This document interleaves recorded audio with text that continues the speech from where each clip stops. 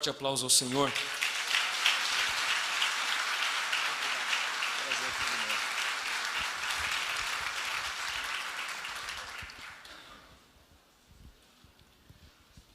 Sou muito grato a Deus pela oportunidade de estar com todos vocês.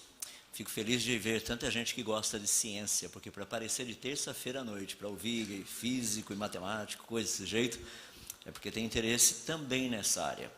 E eu sou muito grato a Deus, especificamente pela oportunidade que Ele tem me dado nessa vida. Estou dizendo nessa porque lembra que tem a outra, né? Nessa vida de poder estudar um pouco das obras das suas mãos. Eu brinco um pouquinho com as pessoas e gostaria de fazer essa brincadeira rapidinho. Você sabe que quando o Senhor Deus for criar novos céus e nova terra, Ele vai colocar uma tremenda arquibancada e todos os seus filhos vão estar sentados nessas arquibancadas para ver o que Ele vai fazer. Adivinha quem vai sentar na primeira fila, logo na frente? Não, são os físicos, os químicos, os biólogos, só nós estamos interessados nessas coisas. O pessoal não faz física, não faz matemática, não sabe como é que Deus fez o mundo. Nós vamos estar lá querendo saber, o senhor vai usar neutrinos também para fazer isso aqui? Vai ser com bósons ou não? O senhor vai continuar usando assim para fazer prótons? Vai ter prótons? Vão ser com os 3 quarks como você usou da outra vez, ou o senhor vai mudar alguma coisa? Percebe? Então nós vamos estar todos animadinhos lá, vendo o Senhor Deus trazer à existência todas essas coisas. Mas algo que é fascinante, que eu queria gastar um pouco de tempo com vocês agora à noite, é falando a respeito da criação. Uma das frases mais fascinantes que existe na Bíblia, aparece no livro de Gênesis, capítulo 1, verso 1. Diz assim: no princípio criou Deus os céus e a terra. Eu não sei se você sabe, mas essa é uma frase que é irrefutável. Não existe uma maneira científica ou não de refutar essa frase. As pessoas podem não acreditar, podem não gostar, mas elas não conseguem refutar. No princípio criou Deus os céus e a terra. Pelo seguinte, nós não temos como voltar no passado e confirmar. Não somente isso, a coisa fica até um pouquinho mais complexa. Eu cito para as pessoas um exemplo que é bem reto e direto. Você conseguiria provar para todos nós aqui que o universo não teria sido criado há 30 minutos atrás? Que tudo que existe não teria sido criado há 30 minutos atrás? Você fala assim, claro que sim. Eu estava lá na minha casa há 30 minutos atrás, eu tomei banho, jantei antes de vir para cá, troquei de roupa, fiquei preso no congestionamento. Falei, não. Você foi criado há 30 minutos atrás, achando que tinha jantado, achando que tinha tomado banho e achando que tinha ficado preso no congestionamento. Nada disso nunca aconteceu. Você foi criado achando que tudo isso aconteceu. Falei, não é possível. Lá em casa tem até a foto do meu avô e da minha avó que já faleceram. Eles nunca existiram. A foto foi criada há 30 minutos atrás. Prova para mim que isso não aconteceu.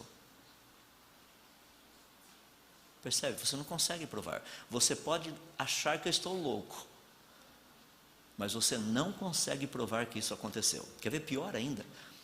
Prova para mim que o universo, tudo que existe, não foi criado há 30 segundos atrás.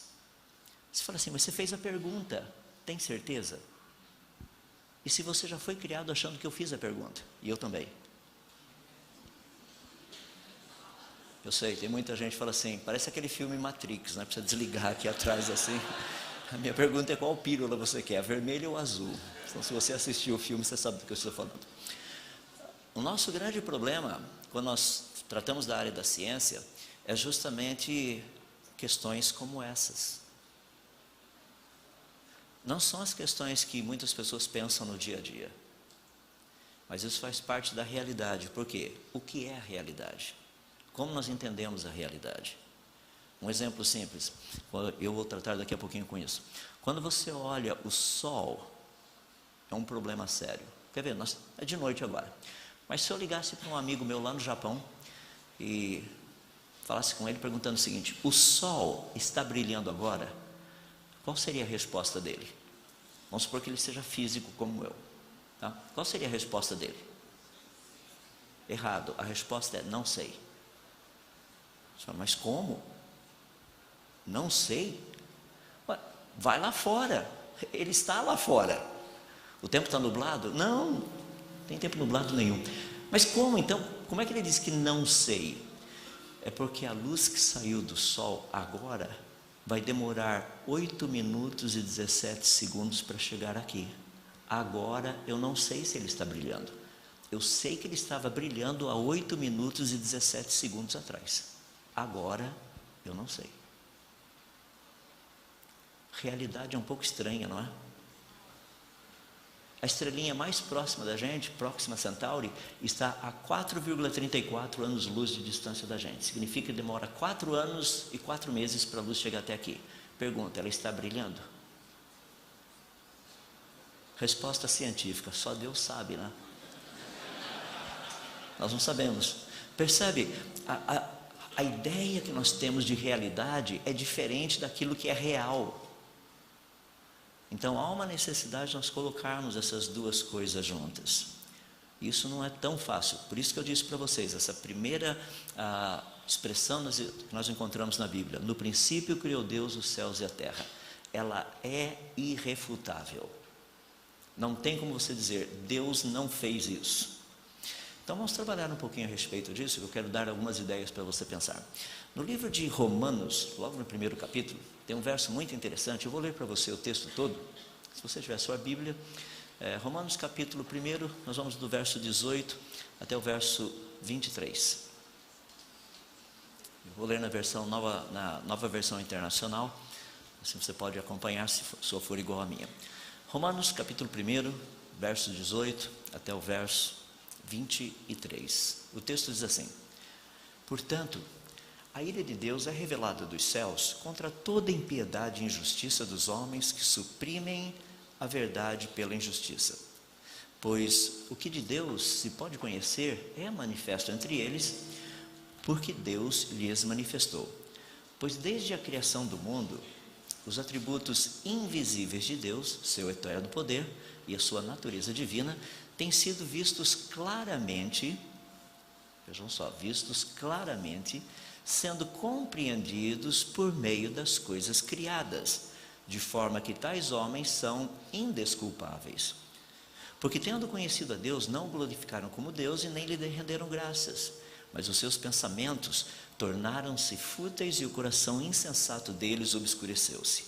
Dizendo-se sábios, tornaram-se loucos, trocaram a glória do Deus imortal por imagens feitas segundo a semelhança do homem mortal, bem como de pássaros, quadrúpedes e répteis. Esse é um texto muito interessante. Eu queria dar algumas ideias básicas. Primeiro, a ira de Deus se manifesta dos céus pelo fato da verdade estar sendo trocada pela mentira. O que isso significa? Que as pessoas estão sendo ensinadas algo que não é verdade. Essa é o que o texto diz de uma forma bem clara. E não é só na área da ciência, em todas as áreas. Nós estamos aprendendo coisas que não são verdadeiras. Deixa eu dar um exemplo prático. Você sabia que toda criança tem problema de autoestima, não tem? Você sabe disso. Qual o problema da autoestima da criança? É que é muito alta, precisa bater bastante para diminuir. Você fala, não, a gente não faz isso. Só se você não for pai. Se você é pai e mãe e você tem filho, você sabe que toda criança nasce com uma autoestima que é estratosférica. Ela chega até a lua, mais ou menos. Sabe por quê? Você está com aquele pobre infeliz pecador que está na sua mãozinha, acabou de nascer agora. Você coloca no bercinho, ele chora. Pega no colo, para. Põe no bercinho, chora. Pega no colo, para. Manipulador. Sabe como manipular. E a gente precisa trabalhar com isso. Eu sei que parece interessante, mas o que nós temos aprendido é para fazer o contrário, certo? A gente não bate, porque isso aí faz o quê? Afeta a autoestima. Correto? É justamente isso que a gente quer, afetar a autoestima. Precisa diminuir, para chegar num ponto que é normal. Deixa eu me dar um outro, para você ver como nós estamos sendo ensinados coisas meio malucas. Adolescente, o que é um adolescente?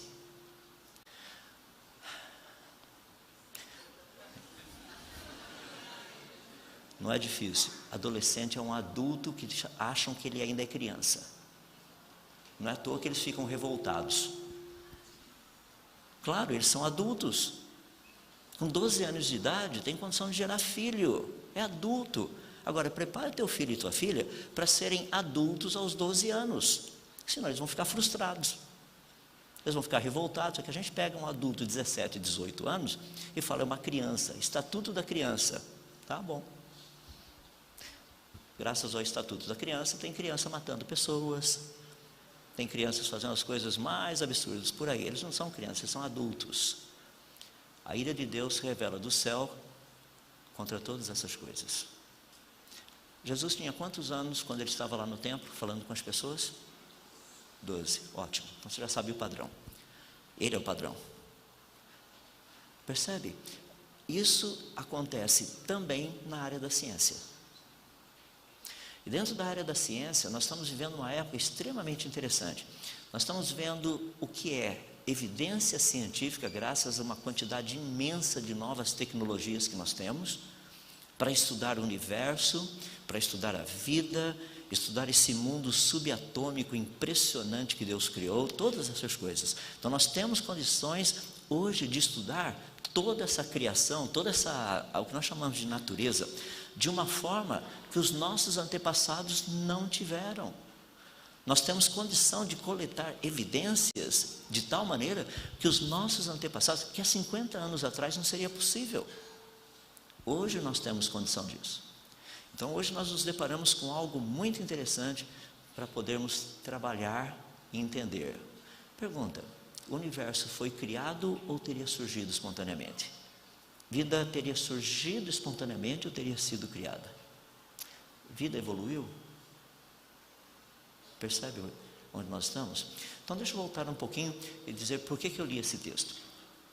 Quando nós chegamos aqui no verso 20, o texto diz assim: pois desde a criação do mundo, os atributos invisíveis de Deus, seu eterno poder e a sua natureza divina, têm sido claramente vistos. Olha que coisa impressionante. Se eles são invisíveis, como é que eles são claramente vistos?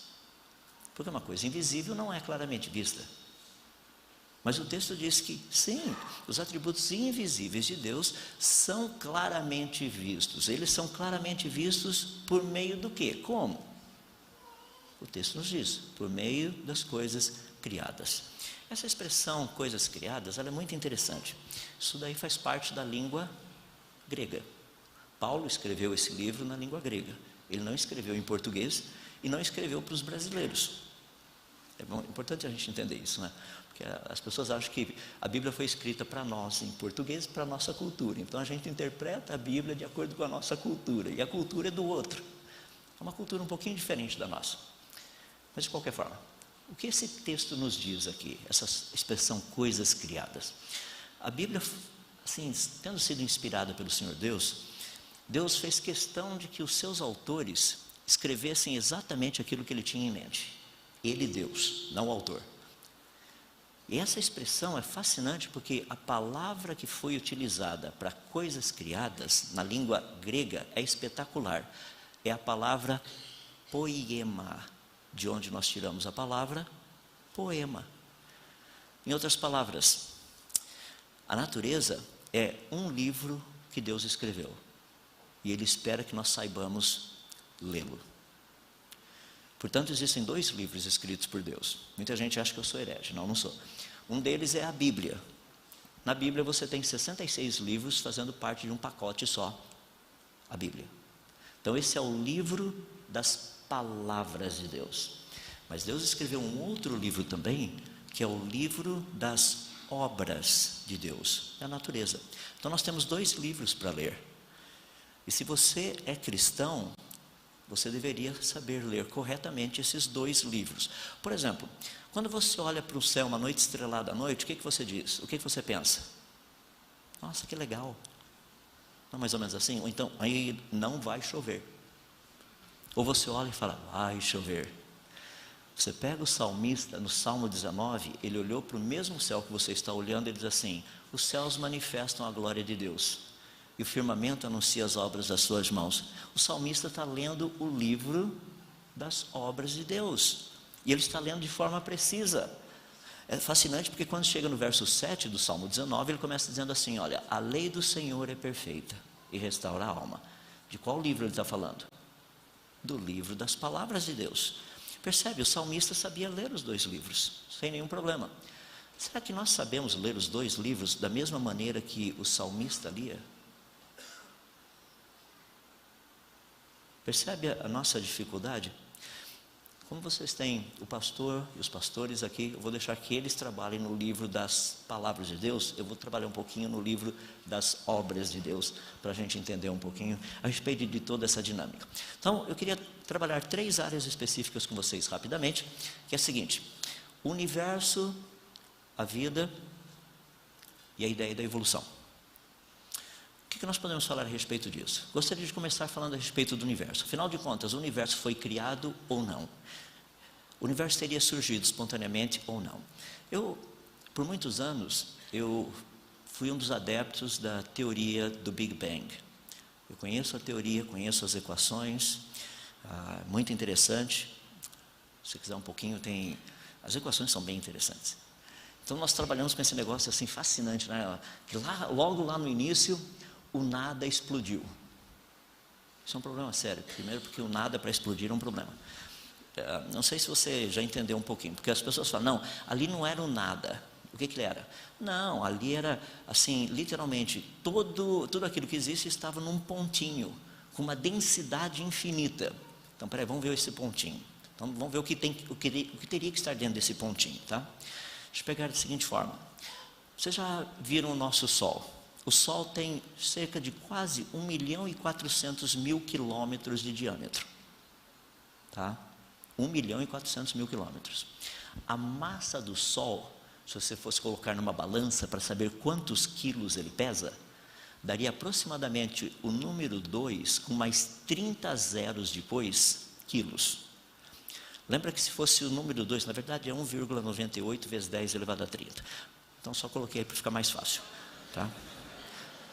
A gente precisa simplificar um pouco, né, a coisa. Então vai lá. Se fosse o número 2 com 3 zeros, quilos, isso seriam 2 toneladas. Se fosse o número 2 com 6 zeros, quilos, isso seriam 2.000 toneladas. Dá para imaginar o que significa o número 2 com 30 zeros depois, quilos? Essa é a massa do nosso Sol. Agora deixa eu fazer uma pergunta. Como é que você coloca um negócio desse tamanho dentro da cabeça de um alfinete? Espera aí, mas o Sol é apenas uma das mais de 200 bilhões de estrelas que existem na nossa galáxia. Agora ficou um pouquinho mais complicado, porque o Sol é uma estrelinha de quinta grandeza, então ela não é grande, ela é ligeiramente pequena. Tem outros que são maiores. Agora, como colocar todo esse negócio dentro da cabecinha de um alfinete? Mas espera aí, a nossa galáxia é apenas uma galáxia entre as mais de 170 bilhões de galáxias que tem no universo. Vamos fazer a conta. Existem mais estrelas no universo do que todos os grãos de areia juntos, de todas as praias, de todos os desertos do nosso planeta. 10 vezes mais. Agora eu quero fazer uma pergunta científica. Como colocar a massa de tudo isso dentro da cabecinha de um alfinete? Sabe qual a resposta? É simples. Pela fé. Eu sei que parece brincadeira, mas quando na ciência nós tratamos disso, o pessoal diz o seguinte, não, mas nesse negocinho, eu estou sendo generoso, está a cabeça do alfinete, porque na verdade tinha que ser do tamanho de um próton. Para você saber o tamanho de um próton, você pega 1 milímetro, divide por 1000, isso é 1 micrômetro. Você vai pegar esse 1 micrômetro, divide por 1000, isso é 1 nanômetro. Tá? Isso vai ter que dividir mais um pouquinho, aí depois você vai em casa e vê o quanto você vai ter que continuar dividindo. Mas de qualquer forma, é dentro desse negocinho que você teria que colocar toda essa massa do universo inteiro. As pessoas dizem o seguinte, não, mas é que ali havia esse pontinho com uma densidade infinita. Ó, infinito a gente está falando de Deus, agora é outra história. Não, e não somente isso, quando a gente pega esse pequeno pontinho, pessoal, eu acreditei nisso, eu defendia isso. Daí esse negocinho desse tamanho, ele explodiu e virou tudo isso que a gente conhece. Eu até gostei da ideia, já pensou coisa legal? Por exemplo, para que comprar um carro novo? Compra um velho. Você fala, mas por quê? Ué, explode. Pensou? Se pegar ainda comprar uns 3 ou 4 velhos, explodir, vai que o negócio vira uma BMW X7. uma Ferrari, uma Lamborghini, uma Maserati, alguma coisa assim. Não é legal? Para que você vai pensar em comprar uma Harley Davidson? Compra algumas bicicletas e explodem. Eu brinco, mas eu sei que tem algumas esposas pensando, se eu fizer isso com meu marido, explodir, será que... Não faça isso. Pessoal, a ciência sabe o que significa essa ideia de início.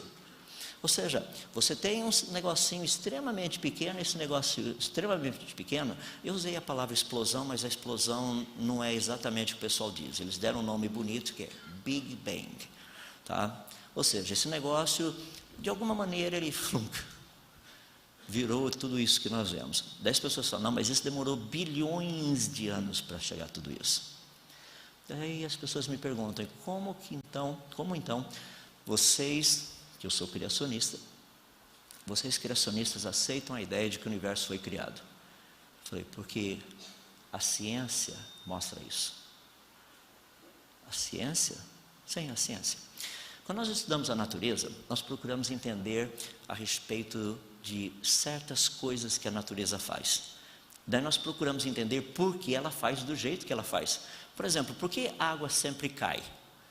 Com exceção do Piratas do Caribe, que a cachoeira subia, mas os demais ela cai. Por que a água sempre cai? Gravidade. Daí a gente fica pensando, né? Tem que ter uma explicação, gravidade. Fica pensando. Tem que ser a gravidade. Daí nós vamos testar esse negócio. Então o que nós fazemos? Que legal, agora que eu vi que eu estou ali atrás. A gente vai testar essas coisas, vamos ver como que funciona, vamos desenvolver um modelo, para através desse modelo, ver se nós realmente entendemos o que acontece. Se o modelo estiver correto, nós vamos descobrir as leis relacionadas com isso que está acontecendo. Daí nós vamos falar, agora eu sei por que faz assim. Deixa eu dar um exemplo prático. Anos atrás, as pessoas acreditavam que a Terra era o centro do universo.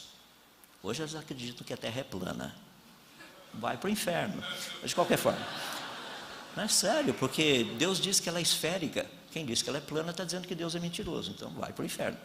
Então, se você acredita que a Terra é plana, ainda há tempo para você se arrepender, de qualquer forma. Então, eles acreditavam que a Terra era o centro do universo. E tudo girava em volta da Terra. Esse era o modelo geocêntrico. Esse modelo era real? Não. Nós estudamos, que eu digo assim, a ciência, estudou esse modelo, conseguimos descobrir alguma lei relacionada. Lei é aquilo que explica por que as coisas são desse jeito. Por exemplo, por que demora tanto tempo para Marte dar uma volta em volta da gente, ou Vênus, ou Mercúrio, ou o Sol a gente sabia 24 horas, mas por que demora esses tempos para dar essas voltas em volta da gente? O movimento de Marte era muito esquisito. Olhando Marte no céu, o planeta vinha aqui, voltava um pouquinho, fazia uma curvinha, ia para lá, vinha para cá de novo, voltava para lá. Que coisa doida isso. Estudamos, não descobrimos lei nenhuma. Daí chegou um cidadão, isso aí, os gregos já tinham sugerido isso 200 anos antes de Cristo, Aristarco de Samos já tinha sugerido que não é a Terra o centro é o Sol, não do universo, mas o que a gente está vendo aqui na vizinhança. Então, lá por volta dos anos 1500, adotou-se o sistema heliocêntrico. O Sol está no centro.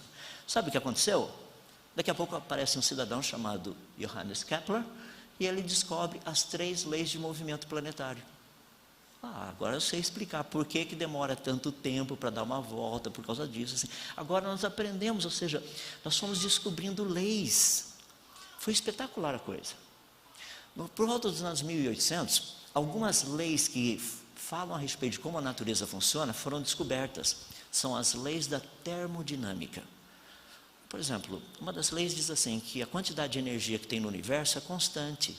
Energia não surge do nada. Energia é transformada de um tipo para outro. Daí descobrimos a segunda lei da termodinâmica, que é uma lei fascinante, é chamada lei da entropia. Essa lei diz o seguinte, que qualquer coisa deixada por conta própria, com o passar do tempo, se autodesorganiza, para de funcionar, quebra. Essas coisas assim. Então vamos pegar essa segunda lei da termodinâmica e vamos avaliá-la apenas um pouquinho, só para ver se é verdade ou não. Você compra um tênis novinho, você começa a usar o seu tênis, o que acontece? Ele vai ficar mais novo ainda? Não. Você compra uma roupa nova, começa a usar, com o passar do tempo, ela vai ficar mais nova ainda? Não. Você compra um carro zero, começa a usar o carro, ele vai ficar mais novo? Não. Você constrói uma casa novinha, pega a melhor construtora que tem na cidade, melhor material, constrói a casa e você não a utiliza por 50 anos. Depois de 50 anos, sua casa vai estar melhor? Não. Você casa com seu marido, dali 30 anos depois, não gostou do exemplo, né? Segundo a lei da termodinâmica, acontece, olha, você vai fazer o quê? Então vamos voltar. A segunda lei da termodinâmica nos diz assim: qualquer coisa deixada por conta própria, com a tendência, com o tempo, ela piora. Para os meus amigos que são físicos e engenheiros, talvez você esteja pensando, mas isso é válido para sistemas fechados. Pergunta: o universo é um sistema fechado? Sim, então ele é válido para o universo. Deixa eu continuar então. É porque muitas vezes a gente fala, não, mas segundo a lei da termodinâmica, só para sistemas fechados. Sim, sistemas fechados. Pergunta: a Terra é sistema fechado ou aberto? É aberto. A gente recebe um monte de energia que vem do Sol e tudo mais. E só por isso a sua roupa não estraga. Só por isso seu carro não fica velho. Não, que a entropia que a gente tem não consegue ser diminuído o suficiente para ser reversível o que a gente gostaria. Tá? Voltando ao nosso problema. Então nós descobrimos que a tendência normal do universo, tudo que existe, com o passar do tempo, é de se autodesorganizar. Pessoal, essa lei não foi criada pelos cientistas, ela foi descoberta. É assim que a natureza funciona. Vamos aplicar essa lei com respeito à origem do universo. Estamos nós aqui no ano de 2017. Se nós pudéssemos avançar 1000 anos, o universo estaria mais organizado ou menos organizado? Lembra que não interessa o que você pensa, porque nós sabemos agora como o universo, a natureza funciona. Ou seja, à medida que você avança no tempo, ele vai ficando mais desorganizado. Daqui a 1 milhão de anos ele vai estar extremamente desorganizado. As pessoas falam, mas como? Ué, porque morre uma estrela no universo por segundo. Estrelas explodem, param de funcionar.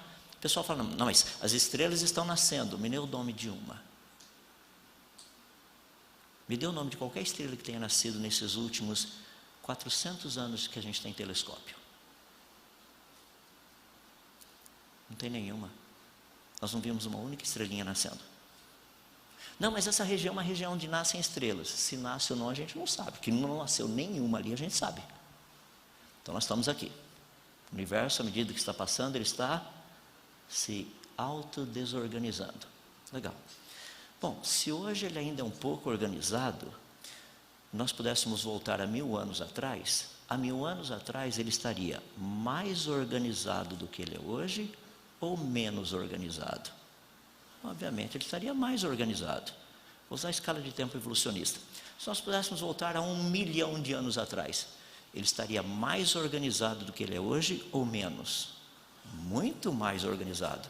E 1 milhão de anos atrás, ele estaria mais organizado ainda. E há 1 bilhão de anos atrás, nossa, muito mais organizado ainda.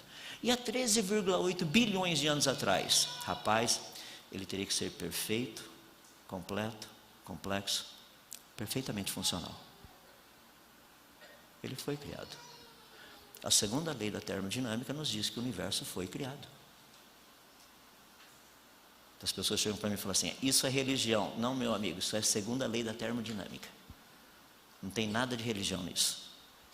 O universo foi criado. Se o universo tem alguma organização, estrutura e funcionalidade, é porque lá no passado ele já foi melhor. Certeza. Agora, não seria legal se o Big Bang funcionasse? Por exemplo, os irmãos aqui querem fazer uma reforma nessa área. O que você faz? Explode. Não, a gente não vai explodir. A gente precisa de mentes inteligentes para... Interessante. Esse é um dos problemas muito interessantes relacionados com a questão da origem do universo. Nós sabemos que o universo foi criado. Segundo a lei da termodinâmica diz isso. Agora deixa eu mostrar para vocês que a evidência também diz isso. O pessoal fala, evidência? É a evidência. Eu falei para vocês que se nós estivéssemos olhando para o Sol, nós estaríamos vendo como o Sol seria há 8 minutos e 17 segundos atrás. Tá? E se nós olhássemos uma galáxia que está a 2,5 milhões de anos-luz de distância da gente, galáxia de Andrômeda. Se ela está a 2,5 milhões de anos-luz de distância da gente, nós estaríamos vendo essa galáxia como ela teria sido há 2,5 milhões de anos atrás. E as pessoas chegam para mim e falam, olha, tá vendo? Demorou 2,5 milhões de anos para a luz chegar até aqui. Então o universo deve ter pelo menos 2,5 milhões de anos, certo? É uma boa maneira de pensar. Vamos voltar um pouquinho mais. Estamos vendo galáxias que estão a centenas de milhões de anos-luz de distância da gente. Para quem não sabe, um ano-luz equivale a 9,5 trilhões de quilômetros aproximadamente. Tá, então, eu estou dando o valor para vocês para não ficar muito zero, assim, você ficar perdido no meio da coisa. Estou falando assim, usando anos-luz, fica mais fácil. Então, galáxias que estão a centenas de milhões de anos-luz de distância da gente. Quando nós olhamos essas galáxias, teoricamente, então, teria demorado centenas de milhões de anos para a luz chegar até onde nós estamos. Então, as pessoas falam, não, então o universo tem que ter centenas de milhões de anos. E nós estamos vendo corpos celestes, observando, corpos celestes que estão a 13,5 bilhões de anos-luz de distância da gente. Então as pessoas falam, então teria demorado 13,5 bilhões de anos para a luz chegar até aqui. O raciocínio é lógico? Ele está correto? Quer ver que legal? Deixa eu mostrar um exemplo de raciocínio lógico para vocês. Eu vou falar até amanhã cedo. Porque vocês não vão chegar em casa. Eu consigo provar que você não vai conseguir chegar na sua casa. Então fica por aqui, a gente vai conversando. Quer ver? Para você sair daqui, chegar lá na sua casa, primeiro você vai ter que andar metade do caminho, não vai? Vai faltar outra metade.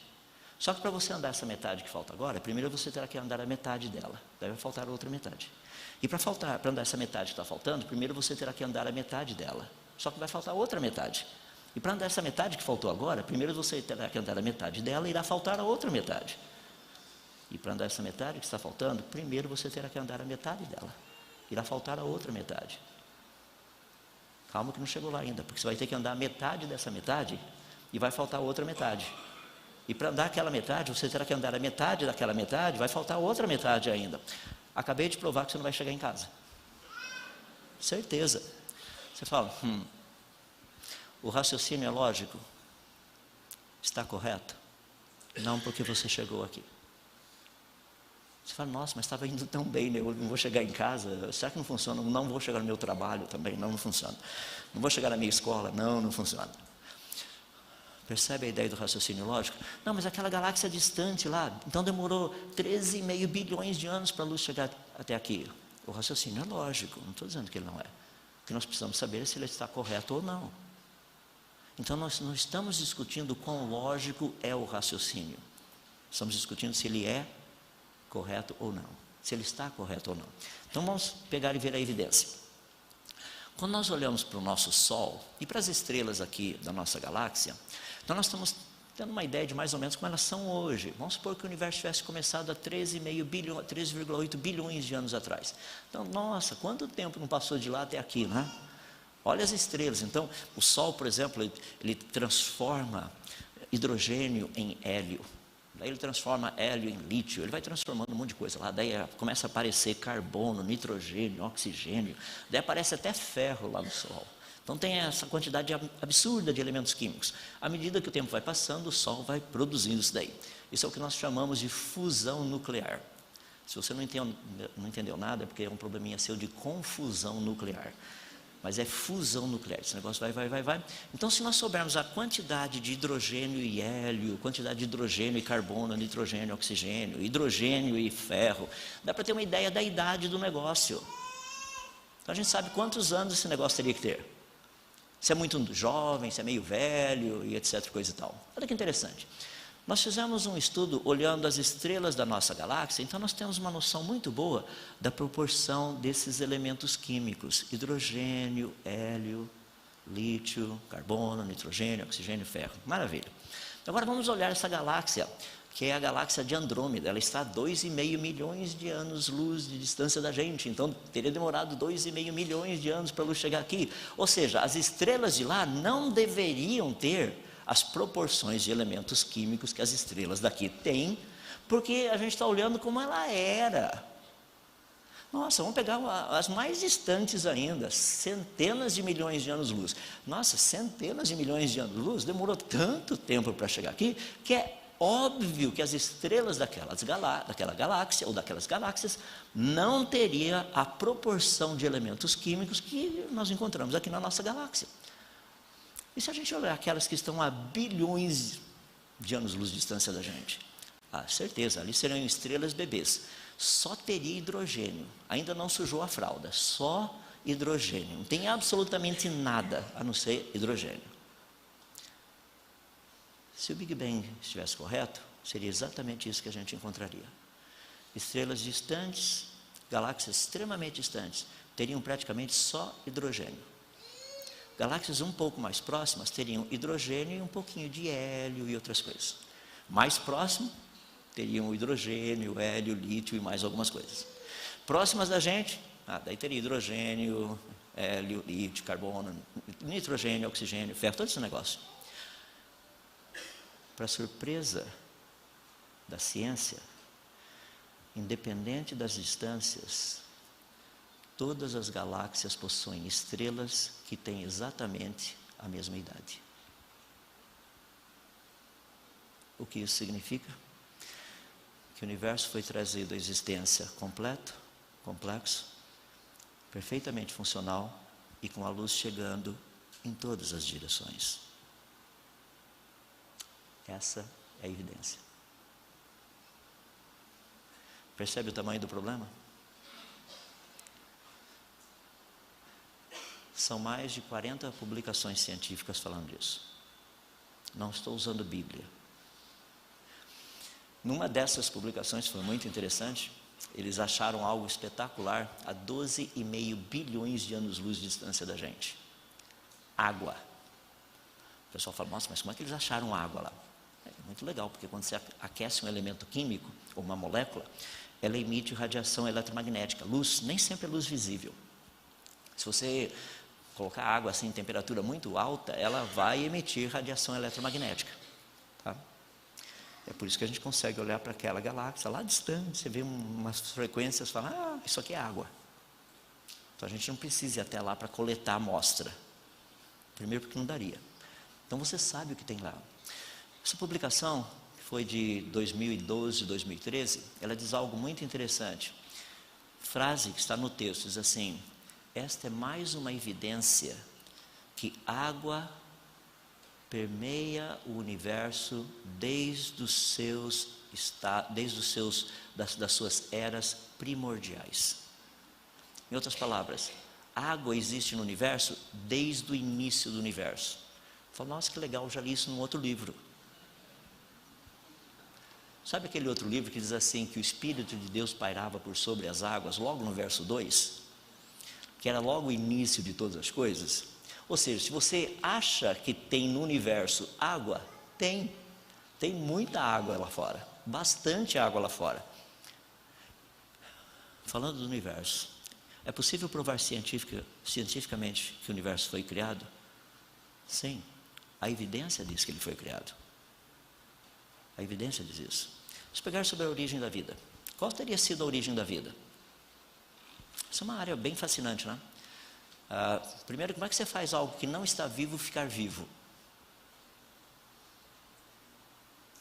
Isso é um problema. Mas vamos começar com aquilo que já está vivo, então. Vamos esquecer o resto da coisa. Porque o pessoal fala, não, mas tem aquela experiência do Stanley Miller, que é uma experiência muito legal, do modelo pré-biótico, que os professores continuam ensinando e já foi refutado. Mas, sabe, é por isso que a ira de Deus se revela do céu. Ou seja, experiência do Stanley Miller. Ele coloca um pouquinho de amônia, hidrogênio molecular, vapor d'água, lá, dá um zap no negócio lá e aparecem aminoácidos. Você não ouviu falar que aparece um monte de toxina também, né? Isso ninguém fala. Ninguém fala também se os aminoácidos que apareceram eram levógeros ou destrógeros. Ninguém fala nada disso. Ou seja, o pessoal só fala, tcharam, apareceu, olha só, aminoácido. Que legal, agora a gente tem aminoácido. Então, numa terra primitiva, uma atmosfera que tinha assim, hidrogênio molecular, vapor d'água, amônia, etc. O pessoal, tcharam, apareceram os bloquinhos para formar a vida. Fascinante. Então, é só deixar que com o tempo passa, os bloquinhos vão se juntar para formar o quê? Proteínas. Interessante, porque no laboratório, o que a gente sabe é que proteína se desfaz em aminoácido. Espontaneamente, aminoácidos não formam proteínas. Então, exige um salto de fé tão grande que eu não tenho. Eu trabalho com o que tem no laboratório, evidência científica. Aminoácidos, por conta própria, não formam proteínas. O oposto é verdadeiro. Então, como será que as primeiras coisinhas surgiram? Falando nisso, a primeira formazinha de vida, ela tinha capacidade de morrer ou não? Porque se ela não tivesse a capacidade de morrer, ela seria eterna, jamais evoluiria. Já pensou que legal? E se ela não tivesse a capacidade de morrer e tivesse a capacidade de reproduzir, daí todas as outras formas de vida que ela reproduzisse seriam eternas também. Mas se ela tivesse a capacidade de morrer, será que ela já teria a capacidade também de reproduzir? Eu só estou dando coisa para vocês pensarem. Inculcando-se por sábios, tornaram-se loucos. É maluco o negócio. Deixa eu contar o tamanho do problema. O DNA de uma única ameba, que é um negocinho tecnicamente simples, tem informação suficiente ali dentro para encher 1000 enciclopédias britânicas. Lembra aquela enciclopédia que seu avô deve ter lá na casa dele, o seu pai ainda tem? Aquele monte, acho que eram 31 ou 32 volumes, se eu me lembro bem. Aquele montão de coisa. Vamos fazer um teste, só para você ter uma ideia. O dia que você tiver tempo, vê se seu avô ainda tem, seu pai ainda tem, faça uma cópia de cada página da enciclopédia. Tá?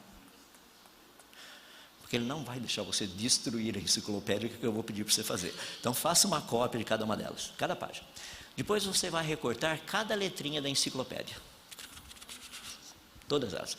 Coloca todas as letrinhas, sem perder nenhuma, dentro de um saco, daqueles sacos de lixo gigantescos. Um dia que não estiver ventando nada por aqui, suba no prédio mais alto e jogue isso lá de cima. Qual a probabilidade das letrinhas caírem formando exatamente a enciclopédia britânica? Você sabia que se isso acontecesse, seria 1/1000 da probabilidade do DNA de uma ameba ter surgido espontaneamente? Eu não tenho fé desse tamanho. Eu não consigo crer nisso. Porque eu trabalho dentro da área da matemática com probabilidade estatística. Qualquer pessoa diz que isso surgiu espontaneamente, é louco ou é biólogo. Se fosse matemática, ele sabia que não funciona. Mas de qualquer forma, tem gente que diz que funciona. Peguei no pé dos biólogos agora, né? Me desculpem, mas eu estou certo. Mas é muito legal. Eu desafio, muitas vezes eu tenho amigos que são biólogos e a gente conversa bastante. Por favor, não estou pondo, assim, tentando diminuir os biólogos de forma nenhuma. Mas eu digo o seguinte, seria muito legal se vocês pudessem, pessoal da biologia, da genética, entra um pouquinho na área de probabilidade estatística. Faça uma matéria lá na universidade, dentro dessa área, para você ter uma noção daquilo que você está propondo, quais são as probabilidades disso acontecer. Quais são os números? Relaciona números. Para e pensa. O ser humano tem 3.164.700.000 letrinhas genéticas. Você pega dessas letrinhas bonitinhas, por exemplo, pega no cromossomo 11, pega 2 delas, aparece assim, A e T. Adenina e timina. Você pega assim, faz assim, ó, tunk, agora é um T e um A. Você fala, nossa, só isso, agora você tem anemia falciforme.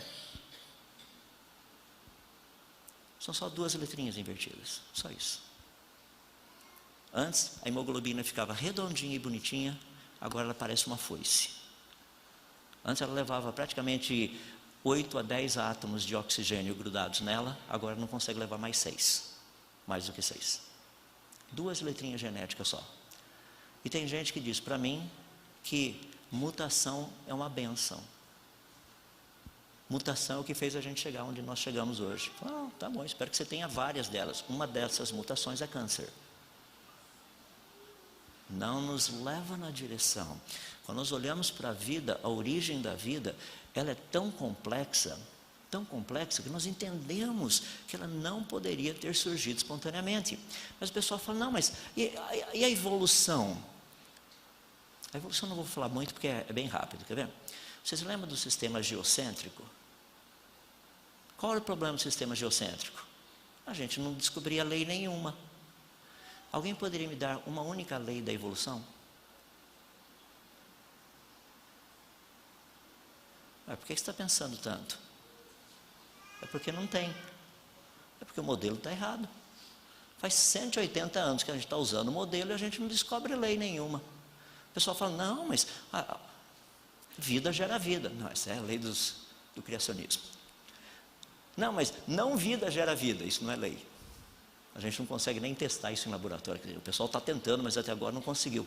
Eu tenho um amigo biólogo lá nos Estados Unidos, ele deu uma ideia espetacular. Ele falou assim, quer ver, ó, eu vou ajudar um pouquinho os evolucionistas. Vamos pegar uma célula, a gente vai fazer um furinho na membrana celular, pegar um tubo de ensaio com água purinha, pH correto, a gente coloca ali dentro tudo que está dentro da célula. Vai o núcleo, o complexo de Golgi, coloca tudo lá dentro. Tenta descrever qualquer processo que colocaria essa célula junto de novo. Qualquer processo natural. Já colocamos todos os ingredientes lá dentro, não precisa mais nada. Agora é só achar um processo que coloca tudo junto. Mas as pessoas falam assim, não, mas evolução é um negócio que aconteceu.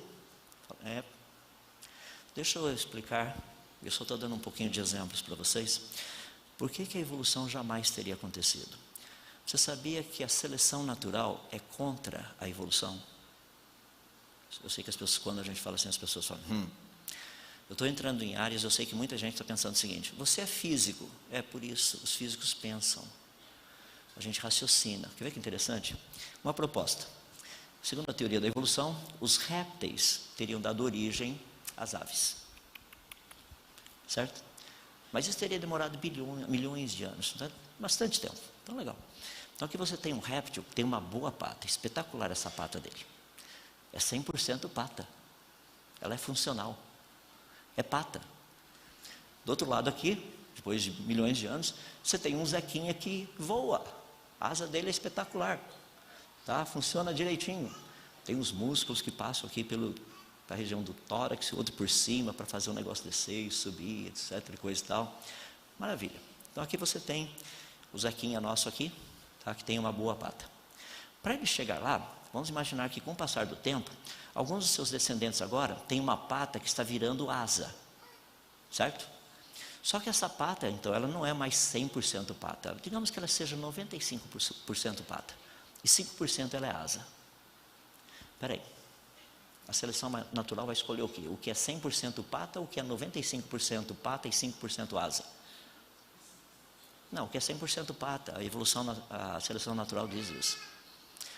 A seleção natural não escolhe aquilo que está tentando ser alguma coisa. Ela seleciona aquilo que é alguma coisa. Seleção natural não vê o futuro. Isso aí vai virar a pata, então é bom a gente segurar um negócio até virar a pata, porque um dia vai voar. Pessoal, a seleção natural nos diz que à medida que algo deixa de ser aquilo que ele é, não, mas é uma pequena mudança, tá? Uma pata com uma pequena mudança é o quê? É uma pata. Se não for pata, a seleção natural elimina. Agora, eu estou dando só um lado da história. Imagina software para andar e agora software para voar. Da onde veio o software para voar? É simples, é só aprender. Então vou ensinar. Você pega o seu cachorrinho, ensina um monte de truquezinhos para ele, tá? E agora você vai ter que comprar 2, macho e fêmea. Daí você vai ensinar os mesmos truques para os 2.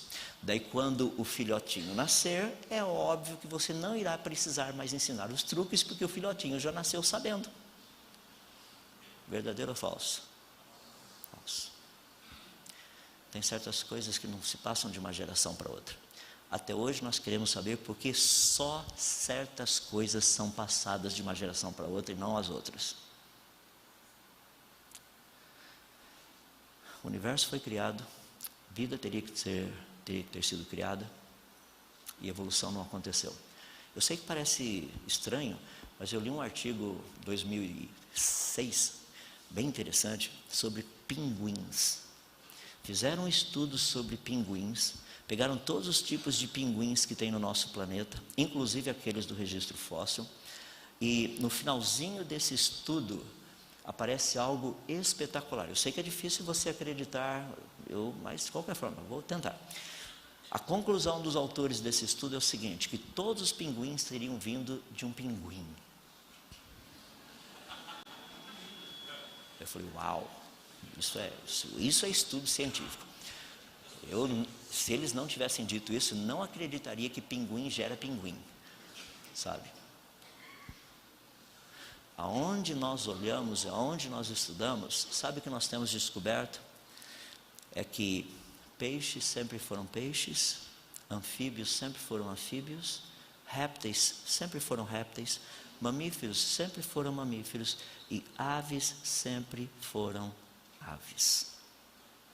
Darwin, quando escreveu o seu livro A Origem das Espécies, ele disse algo muito interessante, que o maior problema, a maior crítica que poderia ser feita à teoria dele, é que não haviam elos intermediários, algo que não fosse nem peixe nem anfíbio, algo que não fosse nem anfíbio nem réptil, algo que não fosse nem réptil nem mamífero ou ave, alguma coisa assim.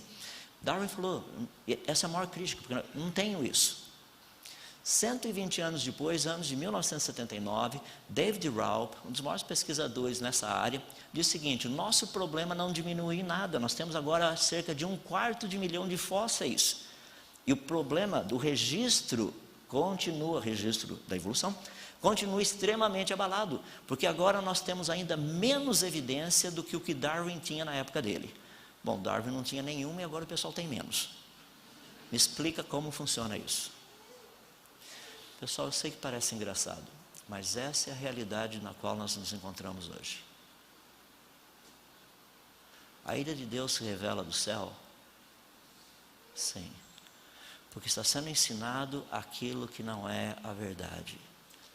Verdade científica existe, o problema é que as pessoas estão ficando presas a posicionamento científico, isso é outra coisa. Verdade científica a gente decide lá no laboratório, decide com a tecnologia que nós temos, a gente estuda, avalia, isso é verdade científica. Só para terminar, deixa eu dar algo para você pensar. O texto que nós lemos diz que os atributos invisíveis de Deus, tanto o seu eterno poder quanto a sua própria divindade, são claramente vistos por meio das coisas criadas. Deixa-me dar um exemplo a respeito disso. Toda a criação, tudo que existe, foi trazido à existência pelo nosso Deus para que nós entendêssemos um pouquinho de quem Ele é. Por exemplo, Deus é luz. Para que nós entendêssemos o que significa esse atributo de Deus, Ele criou radiação eletromagnética, luz. Deus não é energia, radiação eletromagnética, que a força esteja com você, não é isso. Deus é luz, para que nós entendêssemos o que significa isso. Esse é um atributo invisível dele. Ele criou algo visível para eu e você entendermos. São atributos invisíveis que claramente podem ser vistos por meio das coisas criadas. Você pega, por exemplo, Deus é eterno. Para que nós entendêssemos o que significa ser eterno, Deus criou o tempo. Se Ele não tivesse criado o tempo, eu jamais saberia o que significa ser eterno. Imagina Deus chegar e falar assim, eu sempre existi. É possível não existir? Se o tempo não existisse, a gente não saberia. Isso resolve aquele problema daquelas perguntas que as pessoas nos fazem. Quando Deus foi criado? Bom, se Ele foi criado não é Deus, porque alguém criou Deus. Então estão falando de uma criatura. Pessoas chegam para mim e perguntam assim, mas quando que Deus surgiu? Eu falo, não, a pergunta é errada. Você deve perguntar quando o tempo surgiu. Porque Deus já existia, Ele criou o tempo. Agora, não faz sentido perguntar quando, porque não tinha tempo. Então, dali para frente tem tempo. Também não faz sentido falar dali para frente, porque não tinha tempo. Percebe? Os atributos invisíveis de Deus, eles são claramente vistos por meio das coisas criadas. As pessoas chegam para mim, principalmente meus amigos, colaboradores lá de laboratório, quando eu falo do cristianismo, do Deus da Bíblia, eles falam assim, Tem muita dificuldade de aceitar um Deus da Bíblia. Por exemplo, o Deus da Bíblia é imutável. Ele é sempre o mesmo. É claro. As leis da natureza não são assim também? Já pensou que legal? Você está no avião e muda a lei da gravidade. A gente só voa porque ela não muda. Elas são imutáveis. O pessoal fala, mas tem muita dificuldade de entender um Deus que você não consegue pegar. Ué, você consegue pegar a gravidade? Vou pegar a gravidade e levar para casa. Você não consegue. Como é que você pega? Você não pega. Tem muita dificuldade de entender um Deus que está em todo lugar. Gravidade não age em todo lugar? Por que você está dizendo que é difícil entender isso? Mas as pessoas têm dificuldade de entender uma das coisas mais importantes que nós encontramos nesse texto. Que ele diz assim, que a natureza divina pode ser compreendida por meio das coisas criadas. O que significa natureza divina? O Deus da Bíblia, ele se revela dizendo que ele é um Deus, 3 pessoas. O Pai, o Filho e o Espírito Santo. E os meus colegas, colaboradores de laboratório, já aprenderam essa lição. Então vou ensinar para vocês o que eu ensinei para eles. Porque eles falavam muito, ficavam assim comigo. Não, vocês são politeístas, você acredita em 3 deuses. Quer ver, ó? Deus Pai, 1. Deus Filho, 2. Deus Espírito Santo, 3. Inclusive um deles falou assim, você não sabe contar? 1, 2, 3. Eu falei, claro que eu sei contar. Você não entendeu nada. Então deixa eu me explicar. Eu vou desenhar para vocês um triângulo aqui. Agora vocês vão saber por que Deus criou figuras geométricas. Tem um triângulo, para que as coisas invisíveis possam ser vistas por meio das coisas criadas. Tá? Desenhe um triângulo aqui. Pergunta, esse triângulo sozinho, tá? Quantos triângulos vocês estão vendo? Usa a criatividade, tá? Quantos triângulos eu desenhei melhor? 1. Legal, um triângulo. Quantos lados o triângulo tem? 3. Vocês já viram um triângulo de 2 lados? Não existe. Triângulo de 4 lados? Não existe. Quer ver que interessante? Está aqui o meu triângulo. Ó. Imagina de novo aqui. Eu vou pegar esse lado do triângulo e tirar aqui. Ó. Esse lado sozinho, ele é triângulo? Não, ele é segmento de reta. Vou colocar junto com os outros 2. Agora ele é triângulo. Deixa eu pegar desse outro lado aqui. Ó. Se eu tirar esse lado sozinho, ele é triângulo? Não, ele é segmento de reta. Se eu colocar junto com os outros 2, agora ele é triângulo. Vou pegar esse desse outro lado aqui, sozinho. Sozinho ele é triângulo? Não, segmento de reta. Se colocar junto com os outros 2, ele é triângulo. Se for triângulo, tem 3 lados. Se for Deus, tem 3 pessoas. Se não tiver 3 pessoas, não é Deus. É por isso que Deus, lá no Velho Testamento, disse, não conheço outro Deus além de mim. Você fala, tá, mas a Bíblia diz que por meio das coisas criadas, a gente consegue ver até mesmo a natureza de Deus. Conseguimos. Porque a natureza de Deus é o quê? 3 em 1. Quer ver que legal? Tempo. Passado, presente e futuro. 3 em 1. Espaço. Altura, largura, profundidade. 3 em 1. Base da matéria, que são os átomos, prótons, nêutrons e elétrons. Base dos prótons, 3 quarks, 2 ups e 1 down. Base dos nêutrons, 3 quarks, 2 downs, 1 up. Partículas subatômicas sem carga elétrica, que são os neutrinos, 3. Partículas subatômicas com carga elétrica, que são os leptons, 3. Estados básicos da matéria, sólido, líquido e gasoso. Base de funcionamento de uma célula, DNA, RNA e proteínas. Quando a gente estuda os códons, codificação genética, 3 o quê? Vou deixar para casa para você estudar isso daí. Vai. Dá uma pesquisadinha lá nos códons, 3 o quê formam um código. O pessoal fala, nossa, sua pele tem quantas camadas mesmo? 3. O pessoal que estava tocando de uma forma tão bonita aqui, música, melodia, harmonia, ritmo, e a lista vai. Adivinha quem criou? Porque os atributos invisíveis dele estão todos aí.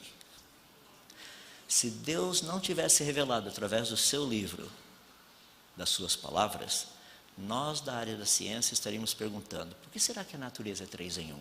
Alguém tem alguma ideia? Porque para onde a gente olha é 3 em 1, 3 em 1, 3 em 1, 3 em 1, 3 em 1, 3 em 1, 3 em 1, 3 em 1, 3 em 1. Caramba, só tem 3 em 1 na natureza? Todo lugar é 3 em 1. Que coisa maluca é essa? Da onde veio tudo isso? Se você acredita nas Escrituras, na Bíblia, você sabe de onde veio.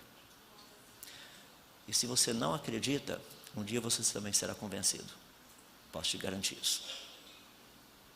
Porque o Deus das Escrituras, o Deus da Bíblia, que fala a verdade, e por isso a ira dele se manifesta contra toda essa mentira que tem sido ensinada, nos convida a aceitar a verdade de forma racional. Totalmente racional. Ah, mas eu queria sentir. Agora é hora de sentir vergonha. Racional. Deus quer que nós usemos a nossa razão. Fé, crer, é pensar. Eu comento com as pessoas, cada vez que eu termino dando palestras assim, eu falo, nossa, eu saio mais crente ainda, sabe? Você fala, caramba, que Deus é esse? Porque é espetacular ver um pouquinho daquilo da pessoa dele, a sua palavra, o livro das suas palavras, e estudar o livro das suas obras, que é a natureza. Gostaria de desafiá-los a fazer isso. Minha última frase, essa é para você levar para casa pensando. Vou fazer uma proposta e gostaria que você gastasse os próximos anos da sua vida pesquisando para ver se ela é verdadeira ou não. A proposta é bem simples. Toda ciência devidamente estabelecida e a Bíblia corretamente interpretada nunca entrarão em contradição. Ciência devidamente estabelecida. Ciência devidamente estabelecida. Bíblia corretamente interpretada. Lembra? Bíblia corretamente interpretada. Nunca entrarão em contradição. Pode ter certeza. Mas como? O autor é o mesmo. Ele diz que ele não pode mentir. Deixa eu orar com vocês, ainda estou passando a palavra ao pastor. Nosso Deus, somos tão gratos a Ti, porque o Senhor é o Deus que trouxe à existência todas essas coisas. É fascinante só pensarmos que o Senhor sabe o nome de cada estrela. Tua palavra diz que o Senhor as chama pelo nome. 7 vezes 10 a 23. É impressionante. Quando nós pensamos também que o Senhor conhece a cada um de nós pelo nome. Quando a Tua palavra nos diz que o Senhor tem bons planos para aqueles que Te amam, que todas as coisas cooperam para o bem. Nós olhamos o tamanho desse universo, a grandeza do Teu poder, como o Senhor trouxe tudo isso à existência. Isso nos ajuda a crer que realmente os Teus planos são bons. Mesmo quando nós não entendemos, mesmo quando nós não compreendemos, mas um Deus tão sábio, fez todas as coisas que funcionam tão bem, porque queria fazer algo diferente na nossa vida. Por isso nós te rendemos graças por quem o Senhor é, pelas coisas que o Senhor tem feito. Muito obrigado por esse tempo que passamos juntos também, que aquilo que foi dito, aquilo que foi ouvido, peço para que o Senhor possa guardar no coração tudo aquilo que for importante, que vai trazer honra, glória e louvor ao Senhor. Peço que as pessoas ao irem embora, elas não fiquem pensando no adalto, mas elas pensem no Senhor. Porque o que nós falamos foi a respeito do Senhor. As coisas que o Senhor fez. Nós apenas procuramos descobrir um pouquinho das obras das suas mãos, à medida que o Senhor nos capacita e nos ajuda. Por isso nós rendemos muitas graças a Ti. Obrigado pela vida da liderança dessa igreja. Obrigado por todos aqueles que fazem parte dela. Pedimos as Tuas ricas bênçãos para que ela continue sendo sal e luz no meio da comunidade, para que ela possa ser como aquele farol que aponta o caminho. Muito obrigado mais uma vez, porque o Senhor é bom. Nós assim oramos humildemente no nome do Teu Filho Jesus. Amém.